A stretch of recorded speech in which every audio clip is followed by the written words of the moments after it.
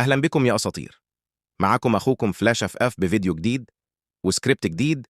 وفيديو اليوم يا أساطير معانا قوي سكريبت هيد شوت في البطن. فري فاير التحديث الجديد. السكريبت شغال 100% وعلى جميع الأجهزة، واللي عاوز إعدادات تليفونه يا أساطير ينزل يشترك في القناة ويحط لايك للفيديو ويكتب اسم تليفونه في التعليقات وهجيبها له الفيديو الجاي. ويلا بينا يا أساطير نخش على طريقة التركيب. وقبل ما نخش عليا طريقة التركيب يا أسطورة، أحب أقول لك إن السكريبت شغال عليا نسخة فري فاير جلوبال، فلو عندك نسخة فري فاير جلوبال هتكمل معايا الشرح، ولو مش عندك هسيب لك لينك النسخة في التعليقات.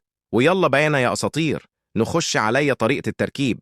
هتاخد الملف استخراج هنا وتستناه عليا ما يستخرج الملفات، وبعد ما يستخرج الملفات يا أسطورة تدخل عليا الملف اللي هيطلع لك، وبعدين تاخد الملف دي نسخه، وبعدين تروح عليا ذاكرة الجهاز اندرويد داتا وتروح لملف اللاعبة وتروح للفايلز IL2CPP والصق هنا، واعمل تطبيق عليا جميع الملفات واستبدال، وبس كده يكون الملف اتركب معاك.